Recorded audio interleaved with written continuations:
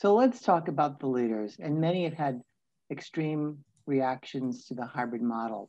Said differently, they don't want it. They want their office filled with people. Talk to me, Gleb, about the psychology behind their decision, their thinking around this hybrid model. What's going on there? Yeah, we've seen really problematic decision making by leaders. And the reason I say problematic is that we've seen them reverse their decisions. So look at what happened with Google, for example. Google was initially saying that we want all of our employees back in the office. It was talking about this. And then some internal sources with the connections I have with Google told me that people were increasingly frustrated with this. They were leaving Google. There was serious hit to morale, and Google eventually reversed its policy. On May 5th, it said, okay, we'll allow up to 20% of our workforce to work remotely. The rest will have much more flexibility. And that, the top people leaving with plans changing, with morale and productivity, of course, taking a large hit, that cost Google millions of dollars. Funnily enough, on June 10th, Amazon reversed its plans for the same reason. And just about somewhere in mid-June, Uber also reversed its plans. And now there was a Wall Street Journal article just a couple of days ago about how Goldman Sachs, JP Morgan are losing their top bankers because they don't want to go back Monday through Friday, 9 to 5, like Jamie Dimon and so on want them to do. So we see very clearly that it's costing leaders, and they knew it. There were these large surveys I mentioned very clearly showed this. Why do leaders want this? Why are they pushing for Monday through Friday, 9 to 5? Because it's comfortable for them. It fits their gut intuitions. And our gut reactions are not really evolved for the modern environment. They're evolved for the savanna environment when we're hunters and gatherers living in that savanna environment, ancient savanna environment, small tribes of 15 to 150 people. So right now, when leaders when gurus tell you to go with your gut, follow your heart, and so on, leaders do that, and they make serious mistakes, especially in situations of disruption, which we're in a very disrupted situation. So leaders, one of the biggest dangerous judgment errors that comes from our gut reactions, these judgment errors are called cognitive biases. One of the biggest is called the status quo bias. The status quo bias is a mental pattern where we want to get back to what we feel is the right way to behave, the right thing to do. We'll get back to it or maintain it. And so leaders who have spent 30, 40 years in their career being successful through in-office interactions, for having that oversight over their team, through having that social connection to their team members, they want that. They know they're successful in that environment, and they want to go back to where they feel successful. And that's a big problem because that goes against what the workers want. And right now, workers are resigning en masse because of this. So this is one of the big problems, the status quo bias.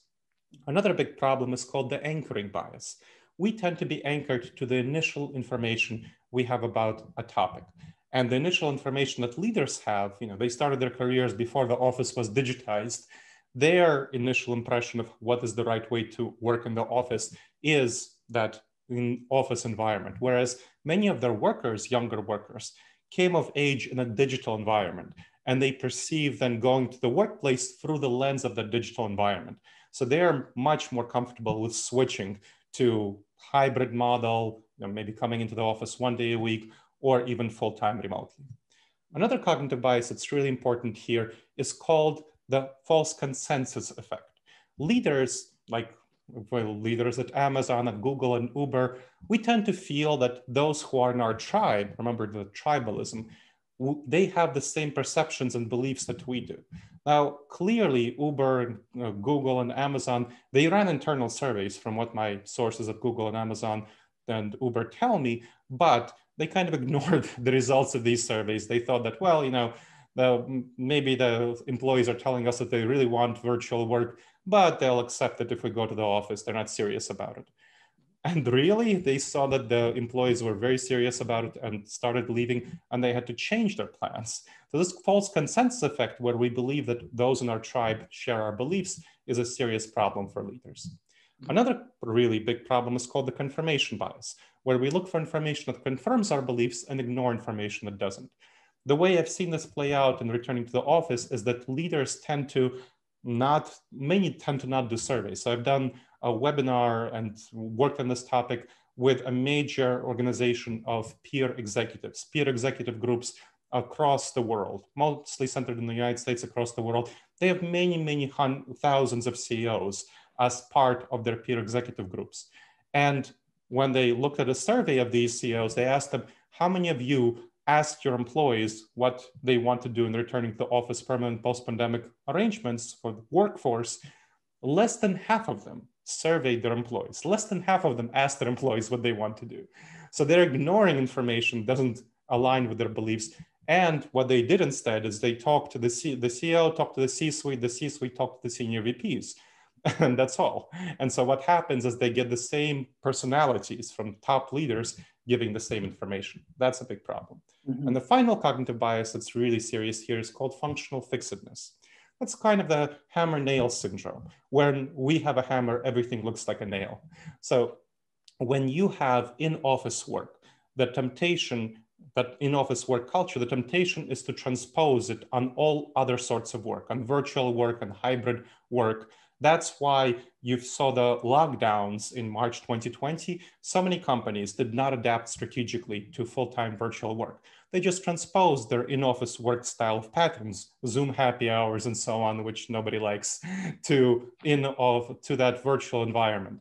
And they did not strategically adapt to working virtually. And right now, many leaders who are even accepting the benefit of hybrid or full-time virtual work, they're making serious mistakes because they're not adapting strategically to hybrid work, to virtual work. They are just they keep transposing their in-office culture, and they keep thinking that this will work, whereas what they really need to do is have effective strategies for hybrid workplace and remote workplace.